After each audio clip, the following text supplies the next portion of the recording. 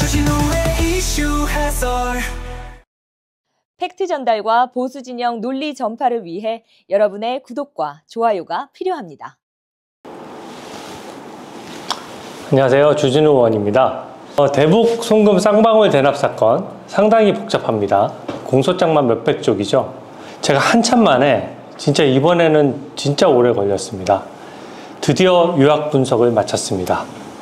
대북 송금 사건은 결정적인 세 가지 장면만 이해하시면 됩니다. 결정적으로 이상한 장면은 이재명 대표가 북한을 너무 좋아합니다. 북한에 800만 불이나 가는 것을 유하영 부지사만 알고 이재명 지사는 몰랐을까요? 당연히 아니죠. 유하영 부지사의 최대 공로인데 이재명 지사에게 보고 안 했을 리 없습니다. 이재명 지사와 유하영 부지사가 북한에 방북하기 위해서 뭔 일을 했는지 시간 순서로 쭉 들으시면 아, 이재명 지사가 800만 불을 모를 수가 없겠구나 하는 생각이 드실 겁니다. 첫 번째 결정적 장면, 그렇게 북한이 좋아? 입니다. 이재명이 2018년 7월 경기도지사에 취임한 후 첫 번째 한 일이 뭘까요? 전국 지자체 최초로 유하영을 평화부지사로 임명했고 평화협력구까지 신설했습니다. 바로 2개월 뒤 2018년 9월 제3차 남북정상회담이 있었습니다. 그때 방북특별수행단에 포함되기 위해서 이재명 지사가 되게 노력했는데 박원순 서울시장만 들어가고 이재명 지사는 빠지게 됐습니다. 되게 초조해졌겠죠. 저는 되게 이상한 게 민주당은 방북을 못하면 대권 경쟁에서 밀리는 것으로 해석하더라고요. 저는 이게 화가 납니다. 왜 대한민국 정당이 그 정당성을 북한으로부터 받으려고 합니까? 북한에게 서해 공무원이 피격당했을 때도 국민의 생명을 아랑곳하지 않고 공무원이 월북하려다가 생긴 일이라고 뒤집어 씌웠습니다. 문재인 정부의 안보 공권력이 총동원돼서 북한에게 살해당한 우리 선량한 국민을 월북한 것으로 조작하려고 한 것이죠. 이건 형사처벌을 떠나서 진짜 그러다가 저는 천벌받는다고 생각합니다. 재판을 좀 지켜보겠습니다. 2018년 10월 경기도는 황해도 스마트팜 시범 사업에 대해서 그 사업을 포함해서 6개 항을 북한과 합의하고 방북 성과를 대대적으로 홍보합니다. 이재명 지사가 국외 출장 계획을 직접 결제할 정도로 공을 들인 것이죠. 2018년 11월에는 북한이 참여하는 제1차 국제대회에 이재명이 직접 가서 북한의 리종혁과 육로로 북한에 방북하고 싶다, 이런 대화까지 나눕니다. 이 역시 이재명 지사의 경기도가 공을 들여서 홍보를 하게 되죠. 근데 그 무렵 유하영은 대북 제재 때문에 경기도 예산으로는 스마트팜 사업 500만 불을 제공할 수 없다는 사실을 알게 됐습니다. 원래는 이제 경기도 세금으로 내려고 했는데 대북 제재에 걸린 것이죠. 유하영 입장에서는 일을 크게 벌여놨는데 큰일이 난 것이죠. 그래서 2018년 12월 쌍방울 김성태에게 부탁해서 500만 불을 대납해달라는 약속이 발생하게 된 것입니다. 세상에 공짜는 없죠.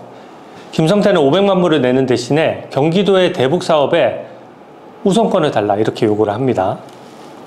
이런 중요 사항은 부지사가 어떻게 지사 모르게 할 수 있습니까?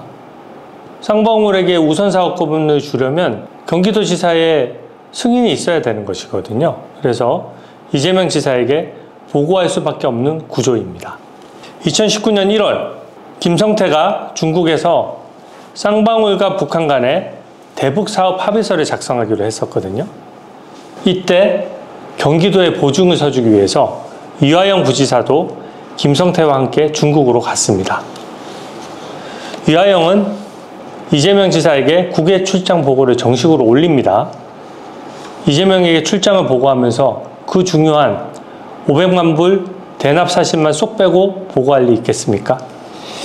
2019년 1월에 드디어 중국에서 김성태, 이화영, 조선 아태위의 송명철 등이 만납니다. 그 자리에서 김성태는 500만 불 자신이 내겠다고 대납 의사를 정확히 밝혔다 이렇게 증언하고 있습니다. 김성태가 이재명과 통화했다라고 주장을 하죠. 바로 이때예요. 스마트팜 비용 대납에 대한 감사 인사를 들었다 이렇게 직접 증언을 합니다. 쌍방울은 그 후 환치기를 통해서 북한에게 500만 불을 지급했고 2019년 5월에는 유하영 부지사가 김성태를 통해서 북한에게 이재명 지사 좀 제발 초청해달라 이렇게 강력히 요청합니다. 북한도 독합니다. 공짜는 없죠. 500만 불을 지원받아 놓고 별도의 의전 비용을 또 요구했습니다. 북한에서 고위직 만나려면 달러를 줘야 된다는 것은 공공연한 상식이나 다름없죠, 이제는. 2019년 5월 김성태 회장이 역시 북한의 리오남을 만나서 방북 비용을 300만 불로 합의했습니다. 2019년 7월 이제 착착 진행이 되는 것이죠. 제2차 국제대회에서 김성태, 이화영, 송명철과 함께 이재명이 어떻게 반복할 거냐, 언제 하며 의전은 어떻게 할 거냐, 이런 것에 대한 구체적인 논의가 시작되게 됩니다. 김성태의 증언에 따르면 이때에도 이재명과 통화를 했고 이재명으로부터 감사하다는 인사를 받았다라고 증언합니다. 이렇게 북한 가서 사람을 만나거나 돈을 내겠다라고 얘기한다든지 이럴 때는 항상 김성태는 사업가이기 때문에 나중에 도움을 받을 최종 결정권자인 이재명에게 생색을 내려고 하는 장면이죠. 그래서 자꾸 이하영을 통해서 통화를 시도하는 것이고 직접 얼굴도 만나려고 하는 것입니다. 그래서 2차례 통화했다는 사실은 김성태 회장도 증언을 하고 있죠. 그 후에 이 의전비용 300만 불 역시 환치기를 통해서 북한에 전달됩니다. 히스토리가 너무 길죠. 이 많은 북한과의 줄다리기, 그 과정에서 이화영이 출장 가고 북한 사람들 만나고 김성태랑 돈 얘기하고 이런 거 많은 걸 하는데 이재명 지사한테 모르게 할 이유가 있습니까? 당시에는 이 사실이 들킬 줄 몰랐기 때문에 이 많은 내용들을 이재명 지사 모르게 할 이유도 없고 모르게 할 수도 없습니다. 그래서 김성태 회장의 증언에 신빙성이 확 실리는 것입니다. 자, 2번째 이상한 장면. 이하영 부지사는 연어 짜장면 중독이야? 입니다. 이하영 부지사는 이재명 지사가 대북 송금을 주도했고 자기가 다 보고했는데 다 뒤집어 쓰려니까 억울했던 것 같아요. 그래서 검찰 조사 과정에서 심경의 변화를 일으켜서 이재명 지사가 사전에 쌍방울의 대북 송금 800만 불 대납 사실을 다 보고받았다고 검찰에서 조사를 받았습니다.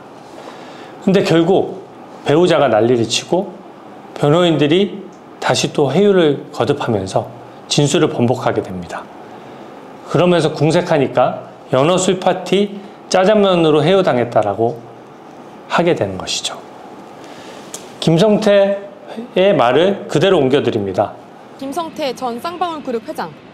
이제 이화영 전 부지사께서 이제 그 뭐 다 검찰에서 회유를 해서 증언들이 바뀐 거다 이런 주장 계속 하고 계시는 무슨 초등학생도 아니고 짜장면 사준다고 진술한다는 게 말이 됩니까?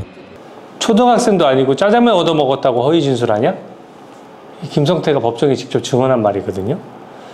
솔직히 연어 짜장면이 무슨 마약도 아니고 그거 얻어먹었다고 본인의 오랜 정치적 동지이자 거대 야당의 대표인 이재명을 모함한다는 것은 말이 안 됩니다.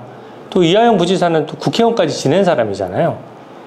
10년 이상 중형이 선고되는 중대범죄인데 그것 때문에 이하영조차 징역 9년 6개월 1심에 선고받았죠.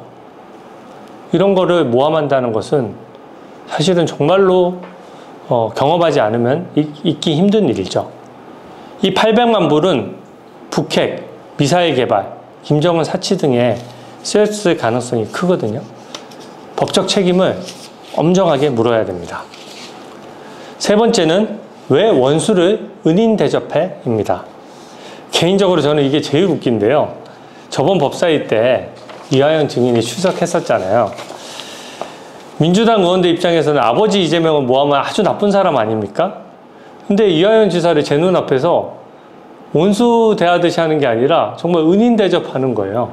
치켜 세웁니다. 저는 그 장면이 국민들께 공개됨으로써 국민들의 이 사건에 대한 평가가 완전히 끝났다고 생각합니다.